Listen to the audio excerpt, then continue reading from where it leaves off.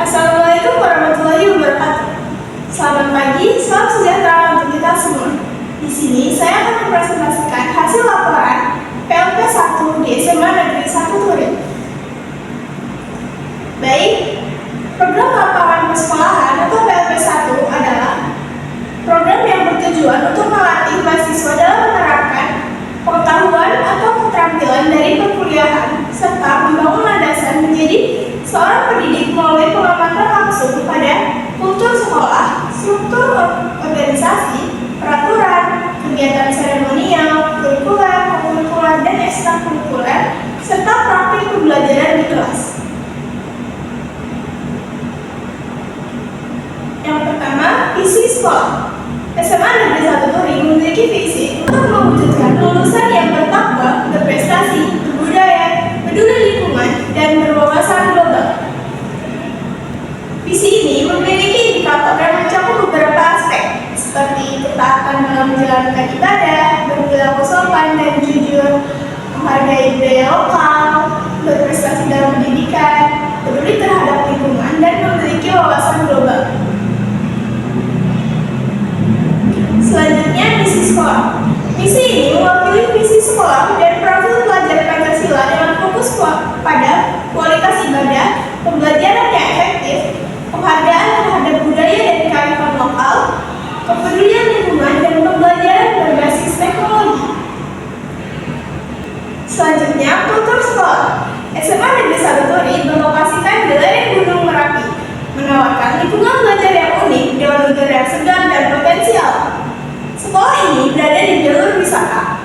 Dekat dengan agrowisata, menawarkan peluang untuk mengembangkan kreativitas siswa dan kewirausahaan siswa. SMA Negeri 1 Turin telah meraih prestasi sebagai sekolah adiwiyata tingkat nasional tahun 2023. Lingkungan sosial budaya di SMA Negeri 1 Turin memiliki kelebihan seperti keakraban masyarakat dengan alam, potensi kesenian tradisional, upacara adat, dan gotong royong yang kuat. Selanjutnya, struktur organisasi dan tata kelola sekolah. Struktur organisasi SMA Negeri 1 Turin telah terdefinisi dengan jelas, mendukung komunikasi lancar, akuntabilitas yang terjaga, dan adaptasi terhadap perubahan, menciptakan lingkungan belajar yang efektif dan efisien. Hal ini mendorong rasa kepemilikan dan motivasi kerja untuk menciptakan lingkungan yang positif dan produktif bagi seluruh anggota SMA Negeri 1 Turin. Lalu, untuk peraturan dan tata tertib sekolah. Poin pertama, peraturan akademik menetapkan persyaratan kehadiran minimal peserta didik. Lalu, syarat dan batas ketentuan waktu penyelesaian tugas dan kewajiban untuk memahami hasil penilaian tugas. Poin yang kedua, tata tertib peserta didik mengatur mulai dari berpakaian, menjaga kebersihan, keamanan sekolah, hingga larangan membawa barang-barang terlarang seperti narkoba atau minuman beralkohol. Peserta didik juga dilarang melakukan tindakan kriminal, merusak fasilitas sekolah, atau membuat tidak sopan. Untuk menangani pelanggaran, sekolah mengklasifikasikan ke dalam 3 kelompok.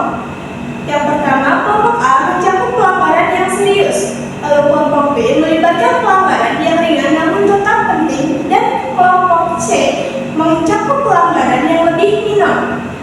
Sanksi untuk pelanggaran juga diatur mulai dari peringatan lisan hingga pengunduran diri atau pemindahan sekolah. Selanjutnya, kegiatan seremonial formal di sekolah. Kegiatan seremonial formal di sekolah meliputi upacara bendera, peringatan Hari Besar Nasional, wisuda siswa, penerimaan siswa baru, pertemuan orang tua, dan acara perpisahan. Kegiatan ini bertujuan untuk menumbuhkan rasa nasionalisme, menghormati jasa pahlawan, merayakan keberhasilan siswa, menyambut siswa baru, menjalin komunikasi dengan orang tua, serta mengenang masa-masa indah. Selanjutnya ada kegiatan kurikuler, kokurikuler, dan ekstrakurikuler. SMA Negeri 1 Turin menerapkan kurikulum merdeka dengan pendekatan berbasis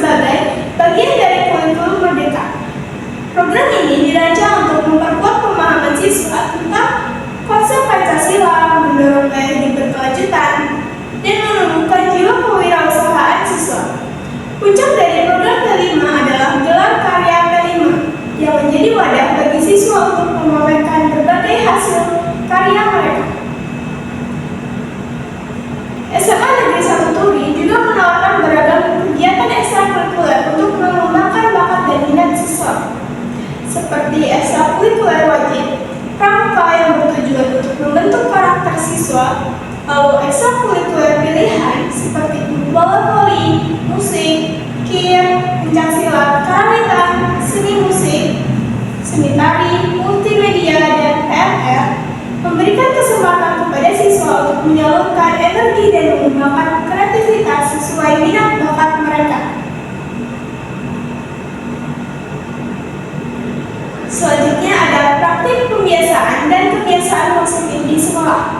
Fokus utama SMA Negeri 1 Turi adalah untuk menunjukkan etika dan sopan santun melalui senyum, sapaan, dan salam kepada guru, teman, dan staf sekolah. Selain itu, sekolah juga mendorong ibadah bersama, literasi, membaca buku dan Al-Quran, serta menjaga lingkungan dengan kebiasaan bisa lihat sampah ambil. Dan yang terakhir ada observasi pembelajaran di kelas. Poin pertama yaitu guru matematika Ibu Retno terampil dalam menjelaskan materi dengan jelas dan menarik, serta aktif melibatkan siswa dalam pembelajaran. Beliau mampu menjawab pertanyaan siswa dengan sabar, membangun komunikasi yang baik, serta memahami perbedaan kebutuhan belajar siswa. Poin yang kedua, siswa terlihat aktif, berdiskusi, dan serius dalam mengerjakan soal. Namun, ada beberapa siswa yang kurang berkonsentrasi, mungkin disebabkan oleh faktor kelelahan, kebosanan, atau kurangnya ketertarikan terhadap materi pembelajaran. Setelah itu, poin yang ketiga ada tujuan. Tujuan